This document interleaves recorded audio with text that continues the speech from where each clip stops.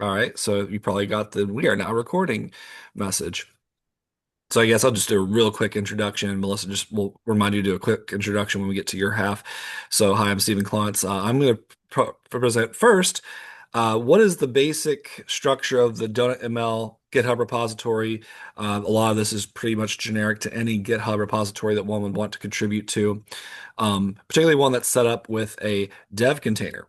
Um, so the first step to get a what we would call a development environment, I'm going to start with this because it takes a few beats for it to set up, is if you see a GitHub repository that has either a dev container folder or it might have a .dev container.json file just by itself. If it only has one file, it could just be a single file. But either a .dev container or a .dev container.json file. That means it is configured. Uh, it basically those are instructions on how do I set up a computer to be able to run this code in development, to be able to actually make contributions to the code base itself. And it's really easy.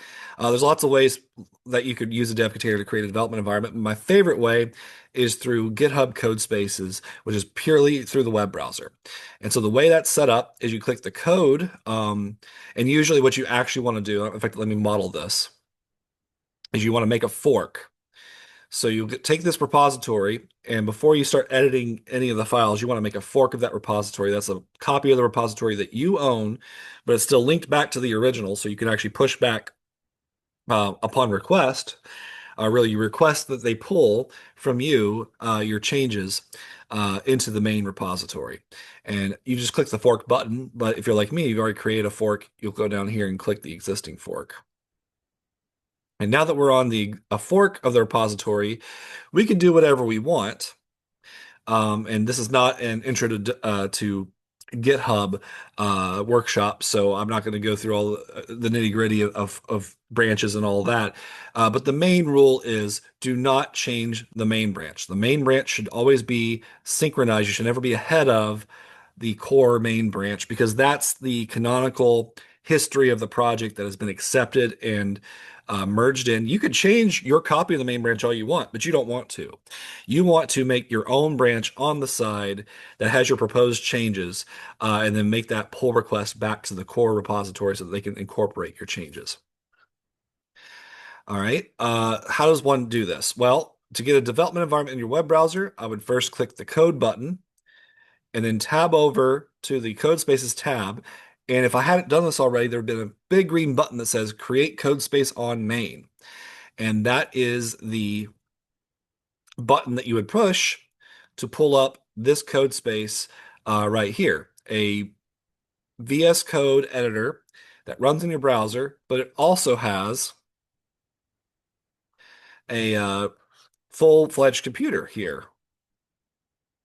I was trying to be cute and pull up a is it Node? Node is what I need to run. Okay, here we go. 2 plus 2 equals 4. 3 plus 3 equals 6. Yes, okay, I can actually run code in this web browser because, except I don't know how to. Okay, there we go. Exit Node. Uh, this is a computer that's running in the cloud on GitHub servers. They created this cloud computer for me when I pushed that green button, and it took about 3 to 5 minutes maybe for it to all get set up, which is why I've both. If that wasn't clear, I want you to push that big green button yourself because it'll take you a few minutes to get your copy of the development server running in a code space in the cloud in your web browser. And that's how we're going to be making our interactions happen with the main repository and to be able to see that they do the things that we want them to do. Now, what else is happening here? Well, first things first, let me just close all these files for a moment. You'll see that I've already changed some of the files. This number right here says I've changed 13 files in total from the last commit. But before we get into that, first thing you'll also notice is I'm not on the main branch because you don't edit the main branch. You don't make commits to the main branch. You make a side branch, which I called uniquely Stephen Client slash date slash ignore test code because that's a feature I'm working on. Apologies, give me about 30 seconds. I gotta go grab something. I'll be right back.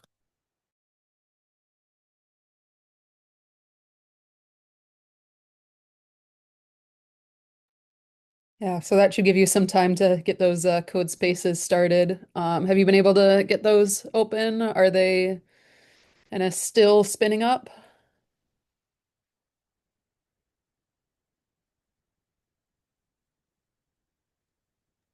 So, can I share my screen just to ask you a question?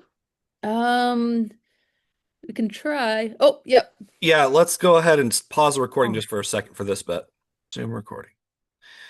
All right. So, um, I now have my code space here open in my web browser.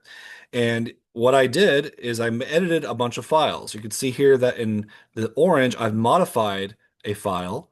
In fact, we can see exactly what I did to modify it. If I go over here, instead of the ex file explorer up here at top, I can go down here to source control. If I click package.json here, we see what's called the diff. You can see here the change that I made. And the change that I'm making, by the way, is I'm making an edit to the repository so that there's a bunch of like test snippets of code that are meant for people to in development to just edit around to try out different things. We don't want to actually save that every time someone makes an edit to those test files, or those scratch files, I should really call them. We don't want that scratch work to be saved to the repository. So what I've done is I've created a little bit of code that creates a default for those files and then creates scratch files that don't get saved because of various configuration things that I've done. Um, I'm not going to go dig into the details of what I've done here because it's really not development so much as just a donut development so much as just chores to be done on the repository to set it up, the files that we want, the way we want it. What I do want to talk about is just the process of I've made the changes that I think I need to make for this repository. How do I actually get it off of my GitHub code space onto my fork into the main repository? How does that process all work? All right. Well, the first things first is that like I said, I changed the branch from main, which my copy of main was updated only 3 weeks ago. That's actually out of date. But the nice thing about Git and GitHub is that it will do all the kind of fast forwarding and merging of the newest changes that I don't have in my code space from when I created this fork 3 weeks ago originally.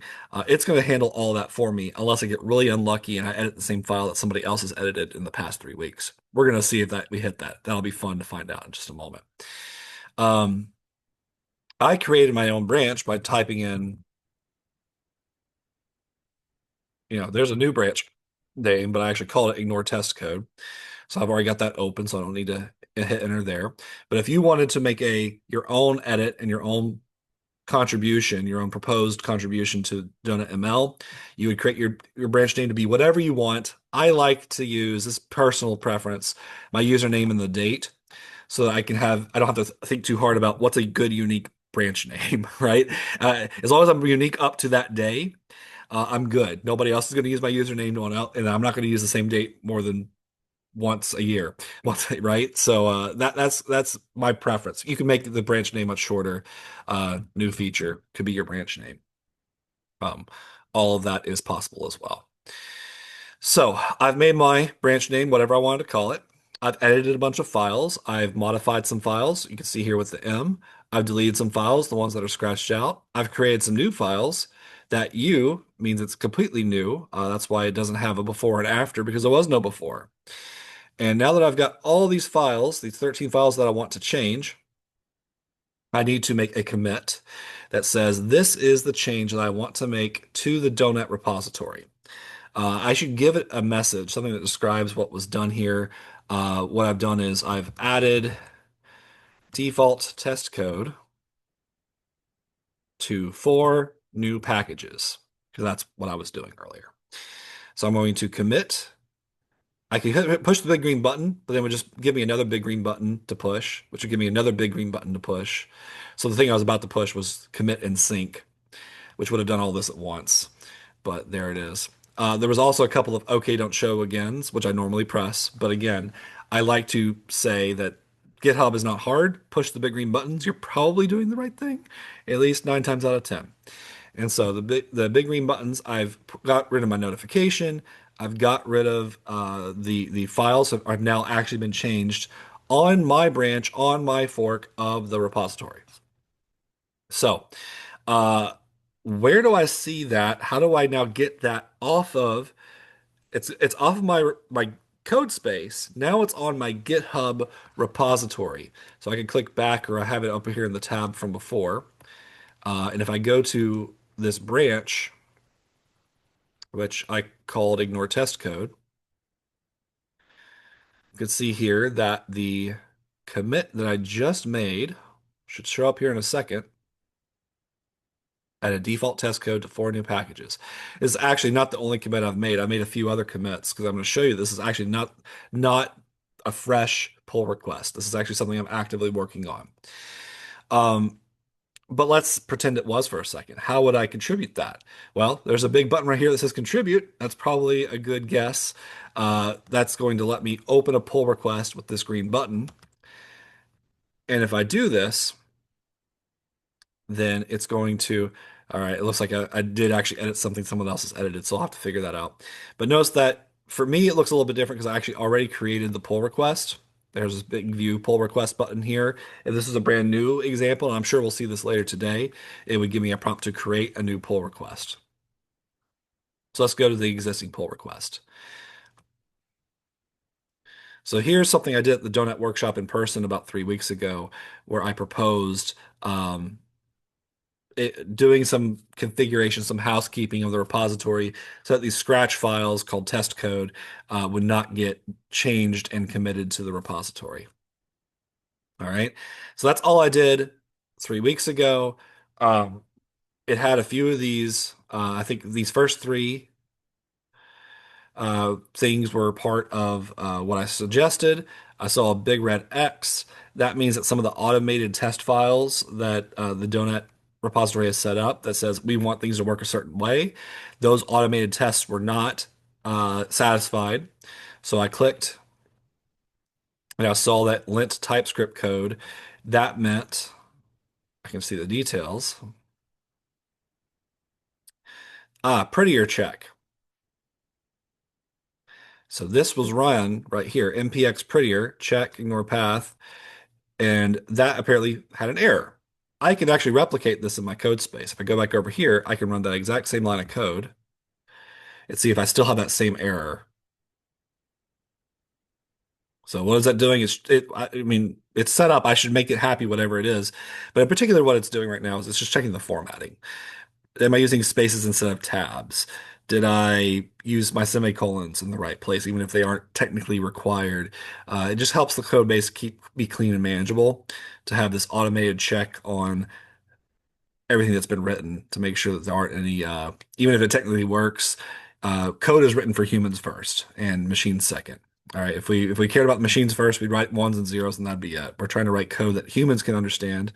I have, in fact, I bet you if I go down here to my pull request that I had open, it probably is going to yell at me and have a big red X on my latest commit. Earlier I had it fixed. You can see right here. But if I scroll all the way down, um, oh, it's still thinking about it. But eventually, I think it's going to have a big X right here because of the fact that this file had a code style issue. What's really bugging me is that this is not something I actually edited. Um, so let me see here. It's suggesting I run prettier with write to fix.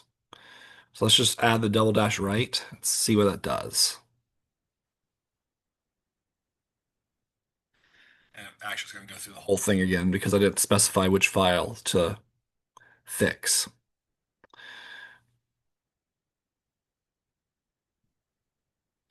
Something I'll say while this is running. I know I'm kind of jumping into the deep end just a little bit here. Uh, don't worry too much about a perfect pull request. The whole point of a good open source project is to get people looped in and onboarded. And so on your first pull request, if you don't fix the formatting of a certain file, oh, it fixed the file, but that file was not uh, in the repository. Actually, it was ignored So it didn't change anything that was important. So that's good. So it's probably not going to give me an X here. One thing it did give me resolve conflicts. So the idea here is that I edited the get ignore file, somebody else edited the get ignore file, and now we have to kind of because we both edited the same sorts of lines, we're gonna have to resolve that conflict. What's nice is that you could actually, and I love doing this in the pull request where everyone can see what's happening because a pull request is not just a technical thing where here's the code. Do you like it? It's a conversation. It's a conversation. Um, and we can actually go through here. Do we have any?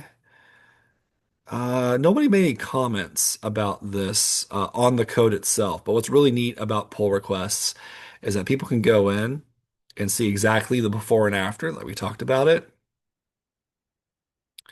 And you can actually, oops, you can actually make a little note right on the code right here and have a conversation with other people. For demonstration purposes, I'm going to actually make a comment here.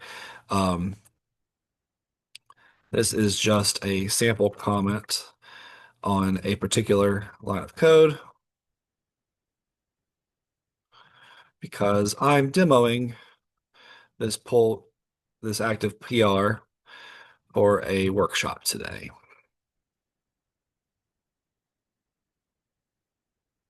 And then we could have a back and forth with me and the maintainers, the people who actually have permission. I am not a maintainer of Doenet.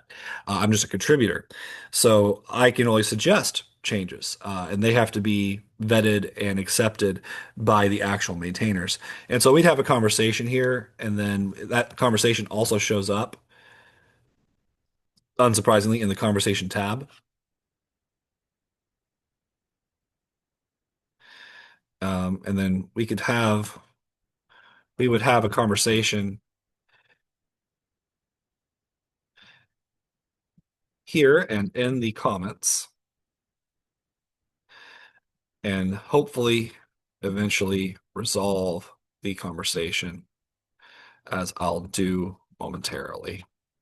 And Dwayne and Jason are going to get emails about this, and hopefully they're cool about it because they know I'm doing a demo today. So I'm going to resolve this conversation because it's not a real thing. It has to be addressed as part of this pull request. Okay. Now, I'm wondering if it's not running the, let me hit refresh just to see, because usually those check marks, well, there we go. It's thinking about it right there. No, it's not right. Give me the check mark. Maybe it's waiting because I have to resolve the conflict first. So the other thing that we could be done here on the pull request, because I made an edit to a file that somebody else also edited, I can just click this resolve conflicts, and we can see here that it looks like I added a test code donut file that needed to be ignored because that's what I was doing, right? Is I was trying to take some codes that I don't want the changes made to them to be affecting the Git repository, so I Git ignored them. Somebody else said, "Oh, if we have a temporary directory, we should not ignore that too." And we did this at the same time in parallel. So again, this is the idea that someone else had a branch, they added the temp directory to the ignore file, it got merged into main. While before that got merged into main, I'd already forked off the main branch, branched off of that, made my changes, and I'm trying to get it back in. And so I have to resolve this conflict because I wanted line 93 to say something, and they wanted line 93 to say something else. Fortunately, this is the easiest. In fact, accept both changes is right there. I can just click it and it goes ahead and adds both of those lines. I'm going to go ahead and make a note, ignore temporary directory, just to make sure that comment is clear that this is not referring to the test code. All right. So now that I'm here, I'm going to mark this as resolved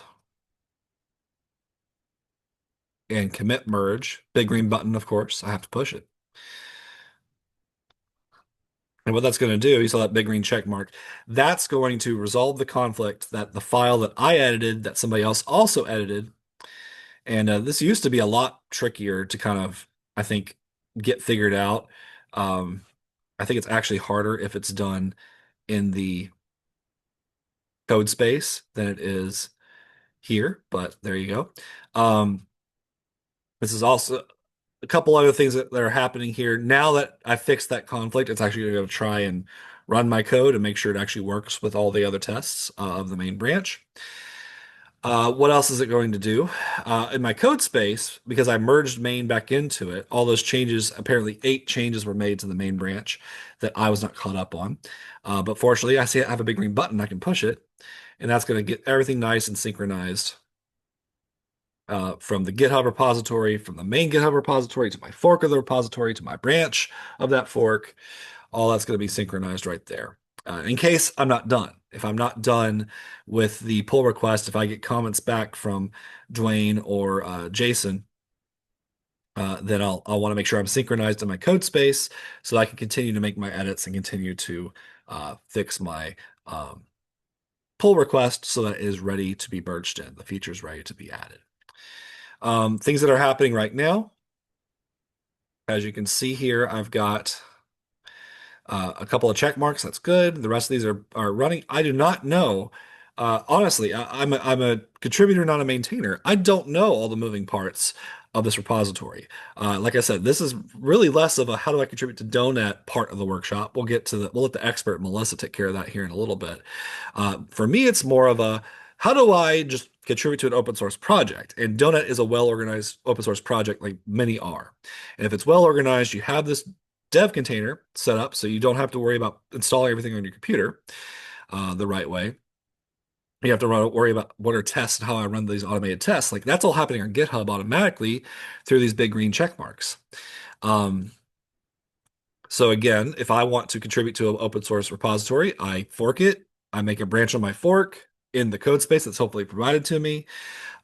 There's actually a default code space. If the dev container file is not present, GitHub will try and make up a code space that works okay. And for simple repositories, it works. And for less simple repositories like Doenet, it would not work. That's why we have to make one that's special that works with all the things that Doenet needs to work. But hopefully, once I've made my branch on my fork of the original repository, I've made my edits on that branch called the commits. And then finally, this latest commit, I think is it. I think we're ready. Something I could have done earlier when I got this note from Dwayne 2 weeks ago is I could have marked it as a draft because it really wasn't ready to merge after that feedback. Um, there's a button right here. I'm going to demo it right now. You can also create your pull request as a draft in the first place. I recommend doing that if you're making the pull request, but you're not ready for anyone to really look at it. Make it a draft pull request. This grayed out draft means we're not quite ready to even have a conversation. They might anyway comment on it, depending on the maintainers. I don't know what the Doenet maintainers would do with a draft pull request because I haven't had one that's draft for very long before. But in a lot of the repositories I contribute to, I'll make a draft and it'll be a draft for a week while I work on it. And just depending on how big the repository is, whether that will even be noticed or not. But it does communicate that it's not ready to be merged in by anybody because I'm not ready. I'm not happy with it as a contributor just yet. Um, but maybe once these tests pass down here, I'll be happy with it. Do I have all my green check marks? I gotta move my own Zoom stuff out of the way. All right, this is gonna take a little while. So what it's doing here is it's actually building the entire project. And it's running some what are called tests. Tests in the development parlance are little scripts that run to test out the functionality. And they report back, yay, we're working, or boo, something got broken by this contribution. And even if you're not caring about or understanding what a test is, you just know that if a repository has tests, you're going to want to make them pass. You don't want to do something that breaks those tests because you might be breaking functionality of whatever that repository is. All right, Melissa says she'll be right back. Perfect. So, um, if you're impatient about what's happening, like I'm getting a little impatient right now, you can actually click here while this orange thing spins, and you can see kind of the current progress right there. It looks like it's been for the past 5 minutes and change. building and testing in a dev container, whatever that means. We don't have to worry about it. We just know it is doing its job to make sure that my contribution, my suggested changes to this repository will not break things. And we can see here that it is at line 2800 something. Uh, I imagine if I sit here, yep, it's going to keep running. It's going to keep giving me updates on the progress right here. And eventually it will hopefully finish. And I will mark this as a ready to review pull request. Um, Other things just to kind of show you the ropes of what's happening here. If I go back to the pull request,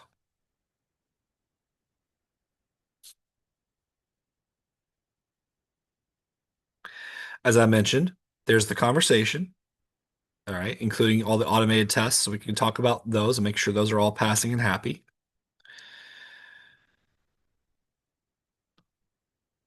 All right.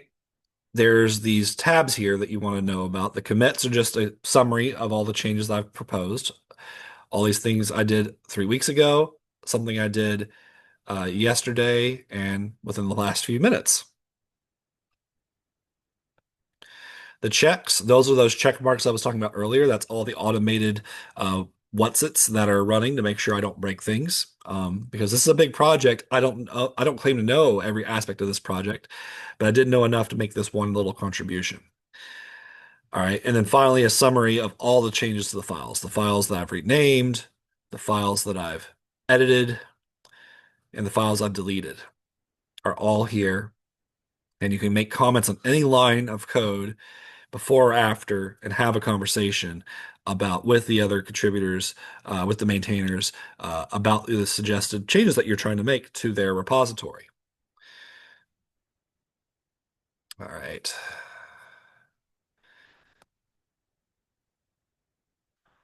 Finally, what will happen is let's just assume for the sake of conversation that these things, these spinners do eventually become check marks. I'm going to go ahead and click Rave Review because I think they will. I'm optimistic. I'm not changing anything that major, but of course, it will block the merge. I never had permission to merge it anyway, but even the maintainers, unless they hit the big override button, or not, it's not a big button, the small override button, I should say. If they click a small little override check mark, then they can merge it. But it's going to block them from doing so by default because even though I made it marked it as ready for review, it's still got to pass all these automated tests. And there's a manual review. The manual review is very similar to that comment I made earlier, where you could go through line by line of the code and they can make any comments on any particular lines as part of a review that says, hey, you really got to do this before this is ready to be incorporated to my project. Um, we'll continue to have this conversation as we have for the past 3 weeks. And hopefully, eventually, they're going to click the merge button. And if that happy day comes, what it's going to look like is over here in the main branch of the main repository, not my fork, not my branch.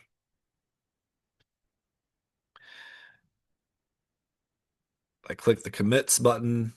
I should see some examples of,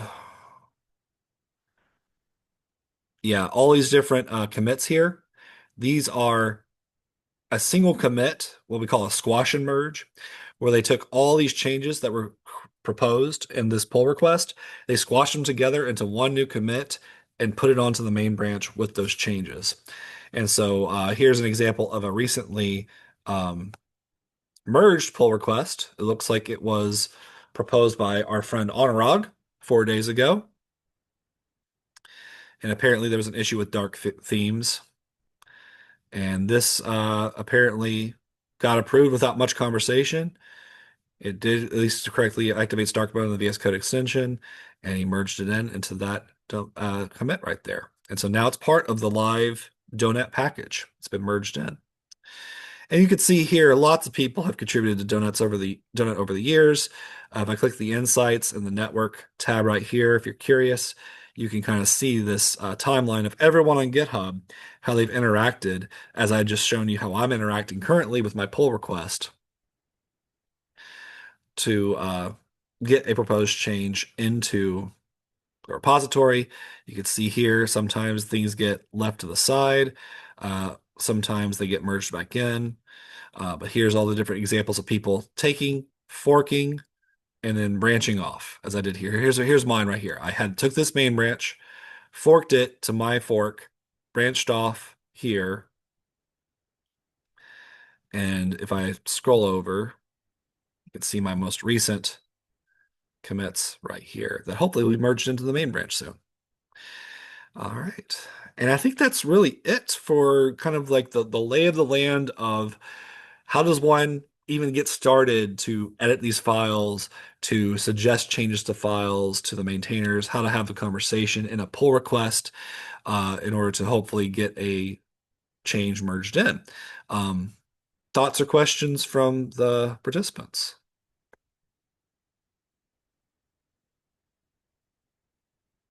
Ashwarya, you good? Yeah, I'm good. I don't have any question. I'm just learning it. Yeah, no sweat. Awesome. Okay. Well, I think what we'll do in this case is I'm going to pause the recording. We'll go ahead and take our first break. Let's say, let me go ahead and pause the recording first. And now that we've gotten the grand tour of where contributions, how they happen in general, Melissa's going to dig in a little bit for us. Ooh, you've got notes. I see you've got notes I here in the do. chat. Yeah, so I'll put I these in the comments of the post on Math Tech later. great. All right, so I'll screen share this here. So I do want to note that there are lots of different ways that you could contribute to Donut. I'm going to focus in particular on components because that's kind of what I'm most interested in. And if you are working on an activity and are thinking, oh, gee, I wish I could do this, or I wish this was easier, or I wish I could write this way, then components are where you would want to do that. But there are kind of other things that you could get involved in development with. So in particular, Doenet ML is not the only GitHub repository for Doenet. There's also the Doenet Apps one. Doenet Apps has the like AWS website users logging in, assignments, all of that stuff. The Doenet ML repository handles the editor, formatter, converter, and then the components, which is what I'm going to be focusing on here. I'm assuming that you've got your code space set up for Doenet ML. Once you've got that going, you should be able to start your kind of test viewer here. Um, you might need to build if you haven't built before. The quick start instructions have commands that you can set it up so that it'll kind of automatically build as things are updating, or you can always just do npm run build to build things from scratch, which takes a little bit longer if it's got some work to do, but that's always an option as well. And then you can do npm run dev, and that will open up your kind of test viewer here, and that's where you can see how your kind of current version of Doenet ML is working and try things out there. You'll notice I did npm run dev, and then a thing popped up here, and I clicked the button to open up that in a new tab. You can also go to the localhost link there. So this gives me just the Doenet editor here, and this will be using the version of Doenet ML that I have in my code space so that any changes that I'm making to the Doenet ML code base will now kind of go into effect with the Doenet ML that I'm writing over here so I can test out how changes that I'm trying to make are working and uh, how things are going there. All right. If you are wanting to change what's starting out here, uh, the file for that is going to be in, so packages here, Doenet ML, and then dev and testcode.donet. So you can edit the code here so that when you're opening up that test viewer, it'll have your test code here and you're not always having to kind of re-edit it after you're making changes to your code. If you're trying to test out your new component, you can put in the exact Doenet ML that you want for your new component or new attributes there and be able to test that out more quickly than having to rewrite it all the time. Uh, Optimistically, just to interject real quick, this is the mhm, change that I was making. So if it gets merged in the near future, this may become a little stale. It's still the same file that you edit. It's just that it won't exist until after you run npm run dev. It's going to copy mm. whatever the default is and make that to be the test code file. But what's nice about it is that if you edit it right now, it'll actually suggest that you make those changes. But in the meantime, until this my pull request is merged, do not commit any changes to testcode.donet. Melissa will probably show you how to make sure that's not included in the commit when that happens. I was not going to talk about commits, but All right. Well, just real quick, I'll just go ahead and say for the since I brought it up, if you click the source control thing there on the left where it has the 5 files changed, um, then you could just hover over each file and there's pluses and minuses. You can just add specifically the ones that you actually want to make as part of your commit that you contribute as part of your pull request. So yeah, plus to add it, minus to remove it. And that's how you would prevent from adding a file that you didn't mean to really add. All right. Sorry. Go ahead. That's all right. All right. All right. So for the components, so I have a link to the documentation that my student has been working on for this here, so you can kind of read through that. There's some kind of more detailed information. I'm just going to be talking through some kind of high level things to get started, but this goes into more of the details and also has some of the kind of introduction to the JavaScript and a lot more detail there. For the components, those pieces live in a few different places. So I'm gonna kind of close that again. So the first thing is for the actual definition of a component. So sort of what information it contains, how you can change it with attributes. That'll live in packages, not in Doenet ML, but in Doenet ML worker JavaScript, and then in source and components. So here you'll see a whole bunch of JavaScript files with the extension JS, and you should see a lot of familiar names here. So these are all of the different uh, components that we've got in Doenet, and so this is defining how those are working. And like, for example, discrete graph is a new one that I've been working on. And so that's not in kind of actual Doenet yet, but hopefully we'll get that finished up soon. So I'm going to pull up line segment because I wanted to use that as an example. And I'll talk about the code here a little bit later. So that's where the kind of basic definition of it lives, or not so basic definition. And then the kind of next piece is the renderer. So that's going to be in Doenet ML. And then in source, viewer, renderers. And so also looking for a file with the name of the component. And these have the TSX um, extensions here. So we'll find line segment as well. Oh, okay. So um, here, this is defining how the component renders, so how it displays, especially when it's in a graph, and then defining how it acts when a user interacts with it. So th things like if the user is clicking and dragging on an endpoint, this will set up that kind of interaction there. So the renderer is all about kind of the display of the object, whereas the definition in the .js file is really the kind of core of how the component is working. And then the last piece for a component is uh, back in Doenet Worker JavaScript. Um, in source, there's component types, and this is just registering all the components. So if you add a new component, you need to add it to this list so that it knows that the component is there. Let's take more of a look at our line segment here.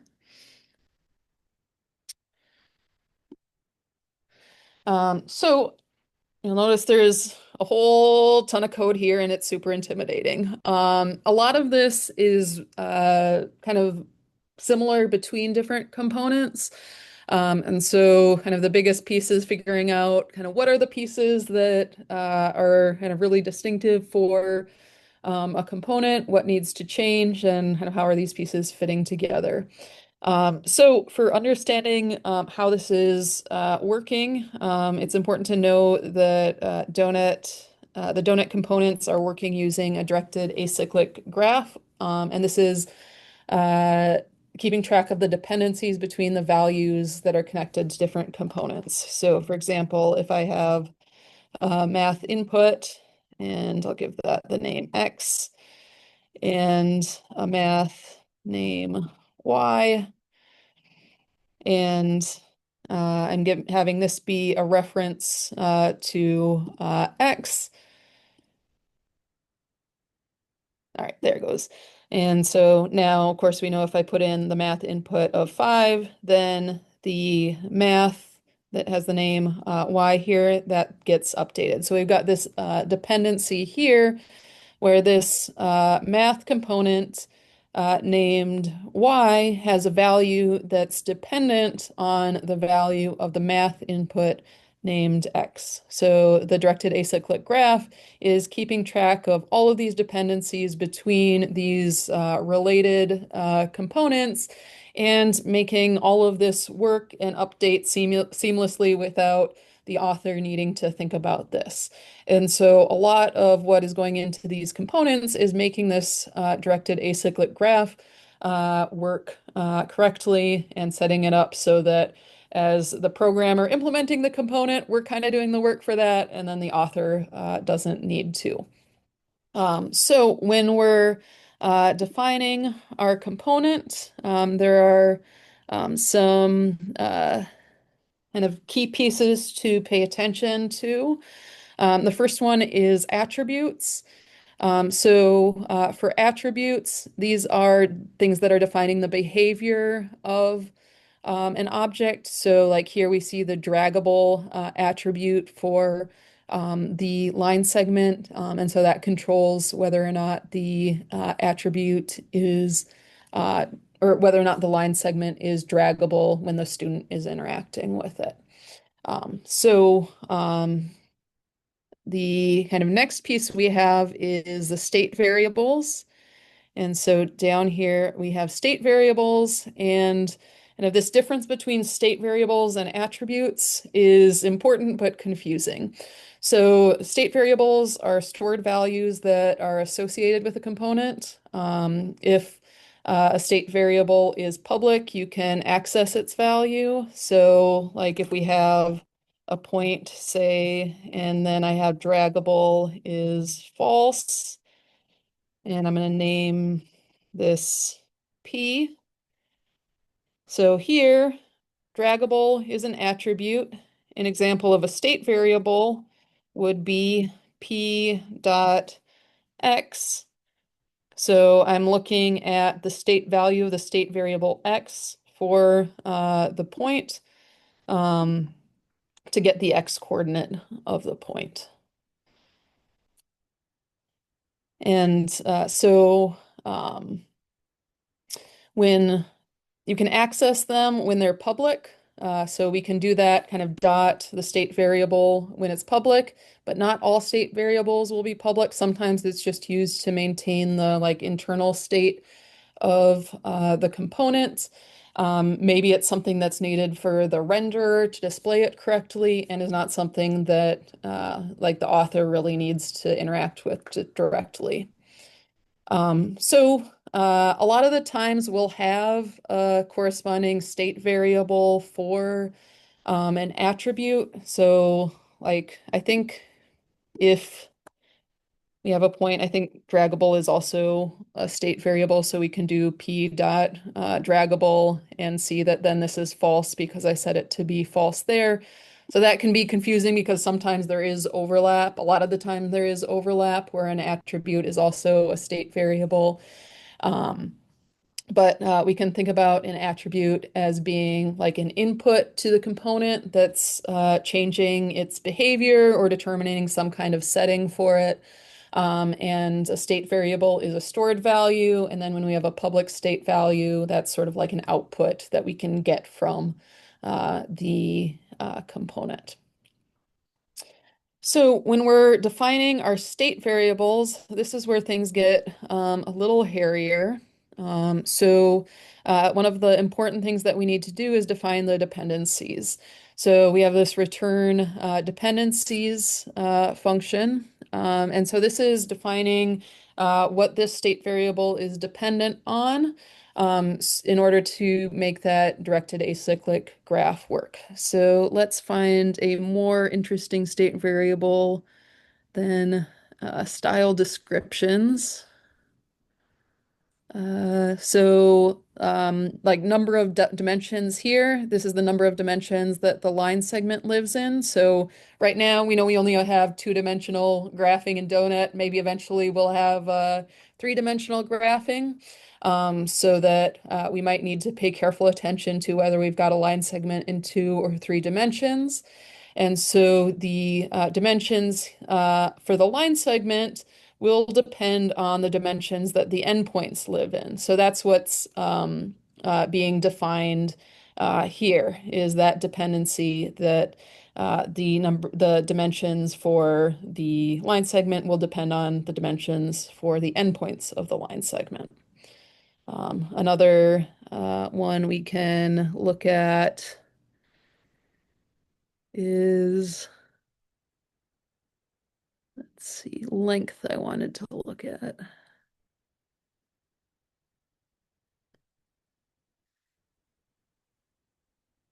There we go. So we have a state variable giving the length of the line segment.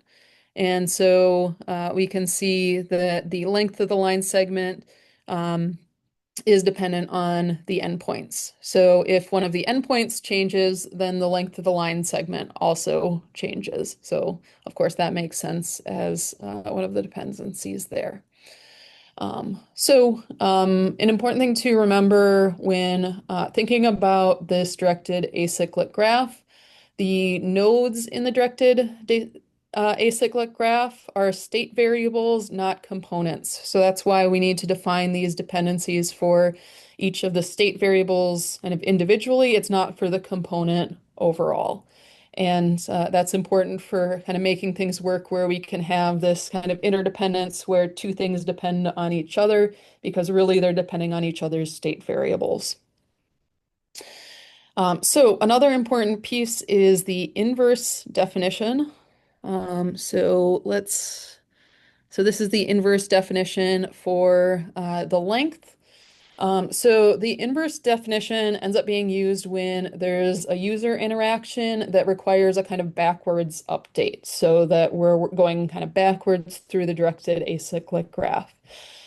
So this is a kind of weird thing to think about. One situation where this can happen is if I do text name is T, and then I have a text input, and I'm pre-filling it with T here. So we have our text here. Let me actually put something in here to make it a little bit more interesting. So hello. And so I've got my text here. It's pre-filled in as hello here. So the forward dependency here is that the text input pre-filled value depends on the text over here. But if, as a user, I now make changes to the text input here and say bye, we get that update there. So that's going backwards now. It's going from the text input back to the the text component there. And so that's going kind of in the opposite direction of the dependency. And so that's where we need the inverse definition to be able to make that update happen. And so this is a little bit of a contrived example here, but it does kind of happen more naturally when we have these interactions with graphs and a lot of references. It sort of is happening without you thinking about it too much. Um, so the thing to remember about the inverse definition, the forward definitions will always work because we can always have just the reference to T here. It'll just always take the text that's there. But sometimes the inverse definitions don't work. So for example, let's suppose we had kind of two different texts here, and we're saying hello world. And we have T and S here. Now, if I'm trying to make a change here, I don't know what's going to happen. Yeah, it clobbers it because it doesn't know which one to update or how to split it up. So the inverse definition won't always work, but it will try its best. So the inverse definition is defining how that kind of reverse direction works. So if there's an update to the length, for instance, how is it going to try to reconcile that with the endpoints? So we can see that in here that we end up with this kind of push that's happening here, that it's trying to push the endpoints in order to make it the length that we want. And so often in these inverse definitions, you'll see things like desired values showing up where it has a value that we would ideally like this thing to have, but we don't know if it'll actually be possible because the inverse definition might not end up working. We might end up with some ambiguity about how it should do the update, or we might have constraints on the original object that prevent it from getting the update that we want. So if, say, it's trying to update something that is constrained to be an integer and the value that we're giving it is a decimal, then the desired value is the decimal, and it'll, try to reconcile that from there. So that inverse definition is kind of the next and a big piece there. Otherwise, a lot of the pieces for the definition are going to be dependent on the particular component. So get past the state variable definitions here. So like we have functions that are defining how a line segment is moved in a graph. So like if you uh,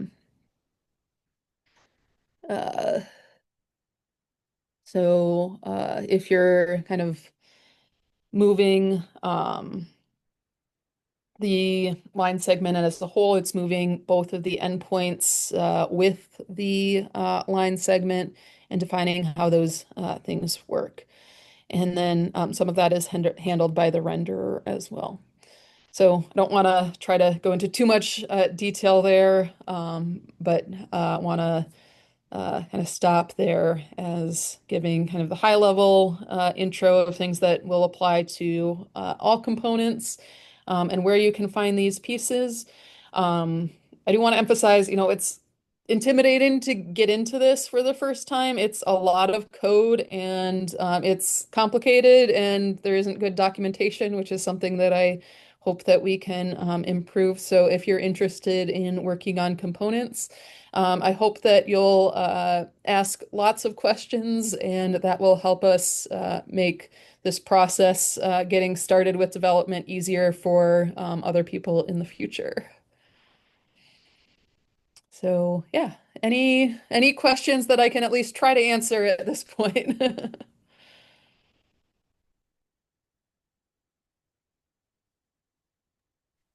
If we're thinking about making a new component, would the would your recommendation be to find something that is like in the same neighborhood, copy this file and make changes?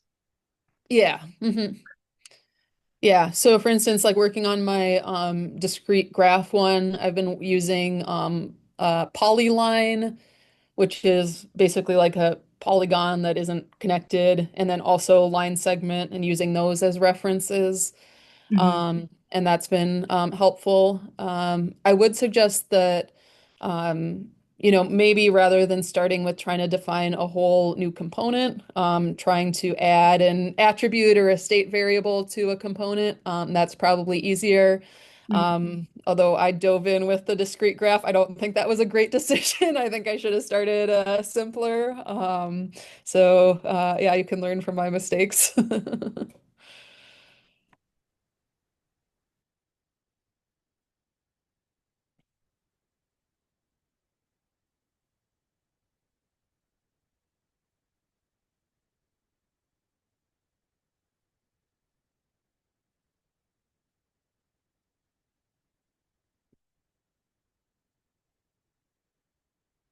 So I was thinking maybe I'm gonna go ahead and just demo real quick as a relative new contributor myself, just to kind of naively create a copy of Point. So that's my Mm, personal copy of Point called My Point is what I've been yeah, working on. I'll share my screen here. great. All right. So as I believe it was Lily who suggested, the great way to get started is just if you're going to create a whole new component like this, would be just to copy the existing one right here. So here we have my point because I just took point.js, copied it to my point.js. I took point.tsx, copied it to my point.tsx. I'm importing my point, and then I need to also probably export it somewhere. Yeah. So I'm just copy pasting this. All right. Now this is a complete copy. Let's see if I go to my point, do I need to also, no, it's just default, export default. So it's just the name of the file and how I imported it is what causes it to know it's called my point. Maybe somewhere it says I need to change the tag for my point, or is it just going to infer it from the title of these things? I think it's just from the titles, All right, if I so the remember file name, yeah, correctly. the title. Yeah, so let's go ahead and see what happens if I go into CD. Actually, I don't have to do that. Just npm run dev from the local. That automatically runs the .ml package. Probably else, do I need to run a build first? Probably. Especially because it's a new component. So npm run build, get the whole thing wired together. And see here, I think it has to do that because it has to, especially because I added something from not just the .ml, but also the JavaScript worker. I've got to make sure all that crunches together and gets all the information built so that then I can run the development server for the .ml package and it'll actually see it. So give it a few moments.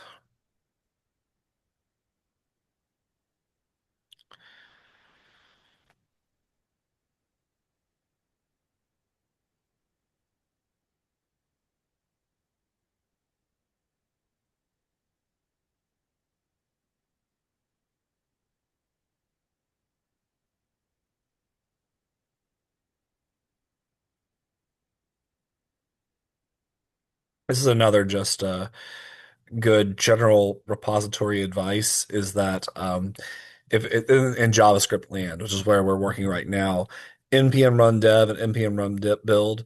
These are very common commands that you run on the command line. Generally speaking, npm run dev, that's the thing that you want to run to kind of test things out in development for a JavaScript library or package. In this case, npm run build, that's actually building a more robust thing with multiple different aspects to it. Donut's a little bit unique in that you have to run a build in order to even run the development. Something else maybe we should I would think about if I was to contribute something, maybe getting it so that you don't have to run build every time. Um, So I but as you think can see, go ahead. the README for Donut ML has the commands for kind of setting up the automatic rebuilding, I believe. All right. And of course, that's the other thing I should have said when I was talking about general GitHub suggestions is read the README. Yeah. Um, so if we get here, so here we have actually the note about code spaces. I added that part of the README the other day because we updated the code space. Yeah, so development, run npm run dev in a terminal. But I think what it doesn't say here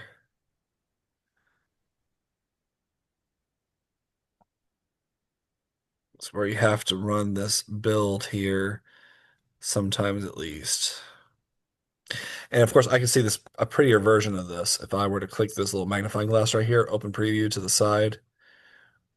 Now I can actually read the file much more nicely right here. Here we go. Automatic rebuilding watch mode. Because yeah, so you could run, I should have run it with a watch perhaps. Because Yeah, that's so what, hopefully that works. I know in the past there were issues with that, and I haven't tried it recently to see if it's now working. let's go ahead and see if our npm run dev now. Mhm. I should get a big green button that lets me open this in my browser. Big green button to continue.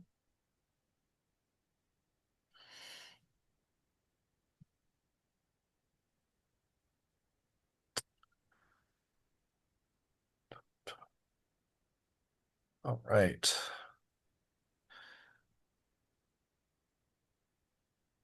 Give it a moment to boot up. Could not be started. Please reload the page. Did I break it?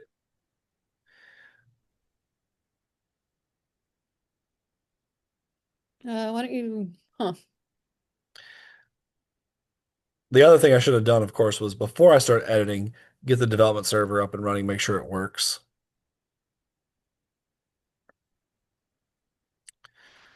All right.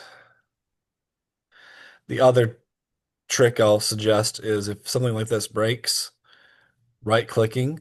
Uh-oh, this doesn't even show me any errors in the console.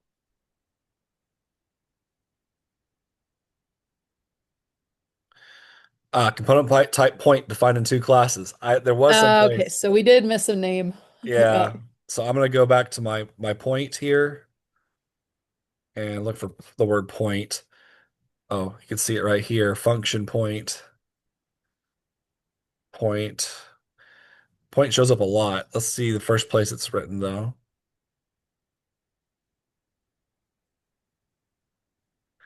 This is the downside of just copy pasting is that of course it's going to be mad at you if you rename something that already exists.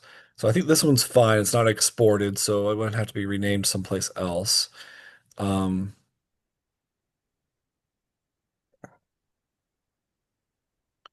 it was lowercase point it was yelling at me about.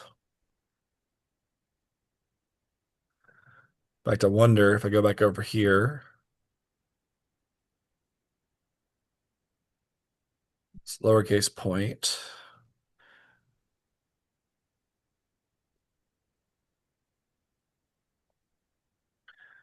Just quickly tab through every time I see the word point, pointer move. That's a little different.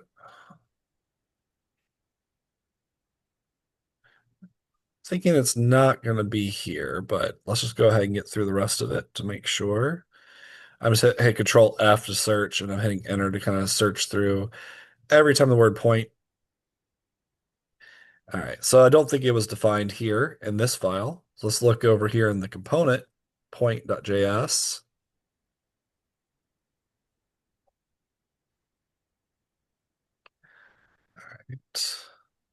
Yeah, I think it's going to be right near the top. Yeah, let's search for it up here at the top here. Default class point. So it should be my point. Oh, except that that's the wrong file. I should edit my point file, not the Oh, original. My point extends graphical component. Let's see if it shows up anywhere else. Component type equals my point. Let's see if that's enough to make the. Now I may have to rebuild. Let's see here. Mhm.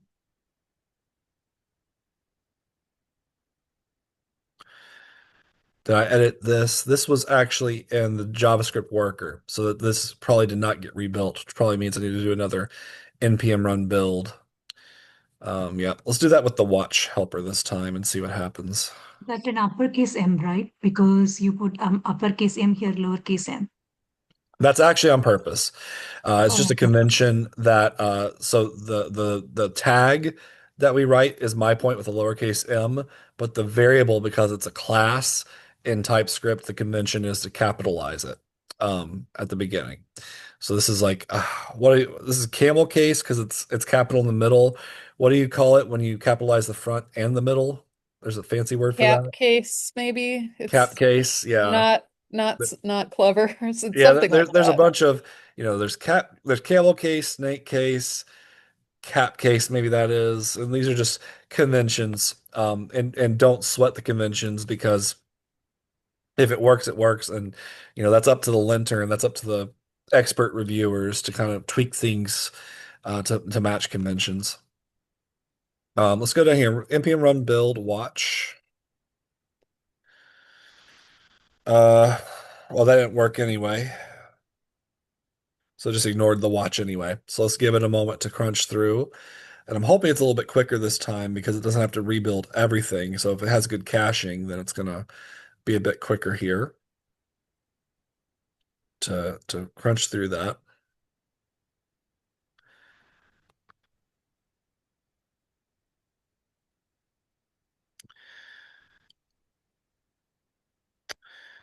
The other thing I could have done that would have made this a lot quicker is I knew I just edited the .ml worker JavaScript. I could have just rebuilt that piece of it. This is actually rebuilding all the pieces of it.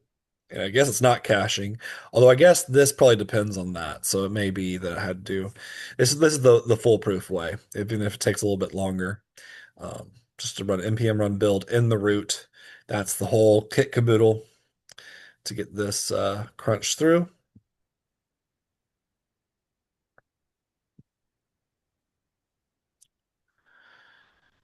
All right.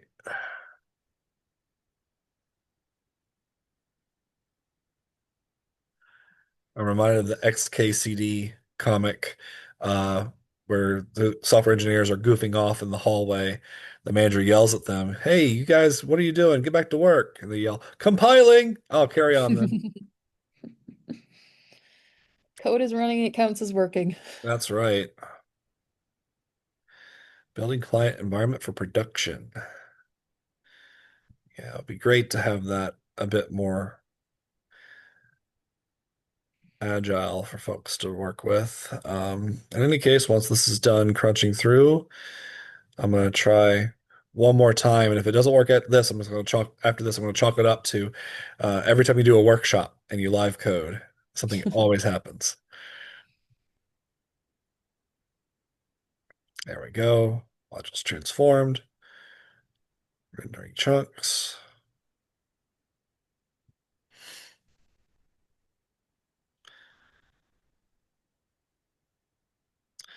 All right, big green check marks make me optimistic.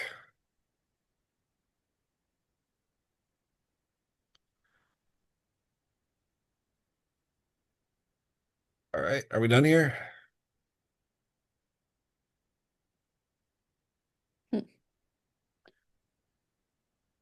Oh, I did the watch tag. I wonder if that's choking it right now.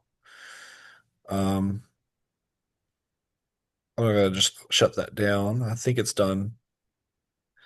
All right, and so let's npm run dev. All right, I don't have to reopen the green button because it's already open over here. We're going to refresh. Actually, it knew to refresh for me.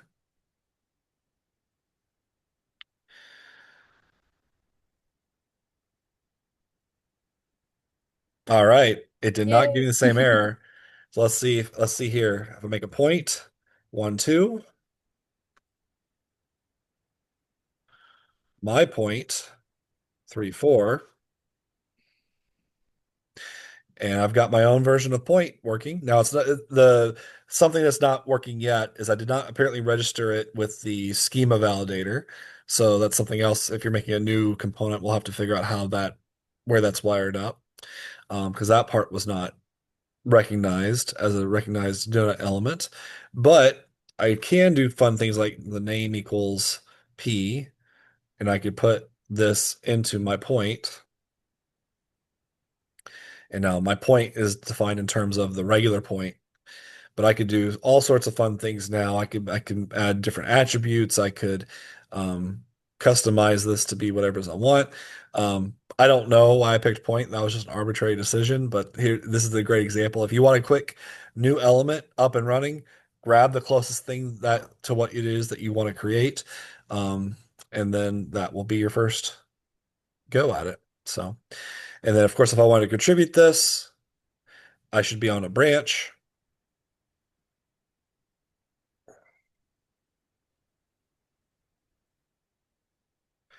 My awesome point sounds like a great branch name. And I've created the two new files, my point.js, my point.tsx, component types.js. Those are all the files I meant to edit. So I would just add all those files, or I could just click the big green button if that's all I want to do. I don't need to manage it. The big green button will just take care of it. It'll slurp it all up, create a new branch. A big green button I'll go ahead and do it. Example commit and sync. We'll do all the green buttons all at once. Most of the green buttons all at once, I should say. All right. Okay. Actually, just that. Okay. Don't ask again. Oh, I forgot to mention this earlier. Because I have a fork, it's the origin. I own the origin, the upstream. I'm not a maintainer of Doenet. I don't have permissions to push my branches there. But I'll push it to the origin branch, and it will give me a big green button to suggest I create a pull request. And I'm going to make it a draft pull request that I'll close here in a second because this is purely for demo purposes. Here it lives on github.com. And so this is where we'd have that conversation about my wonderful new bespoke point element. But I'll go ahead and just say closing without urging because this was just for a demo workshop. All right. Closing that with the comment. All right. So I've opened and closed my first pull request quicker in record time. But there we go. So there's a quick example of creating a new element based on another one. Um, all right. I think we have two rounds of questions here. One, any thoughts or questions that we want to get on the record for the recording, and then we can ask our deepest, darkest secrets after I end the recording, if we have any questions like that.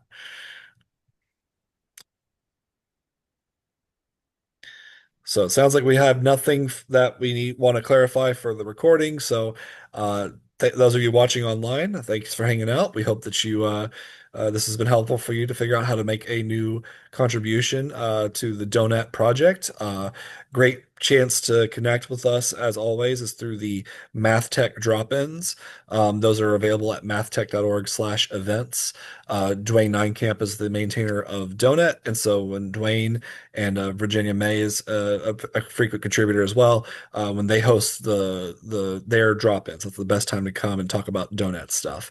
I also host a drop-in on right now. It's held on Thursdays, so look for Stephen Klontz as well. And I'm expert in nothing, but I know enough about a lot of things that I can point you in the right direction, hopefully. So, all right, thanks for watching the recording, and I'll stop the recording.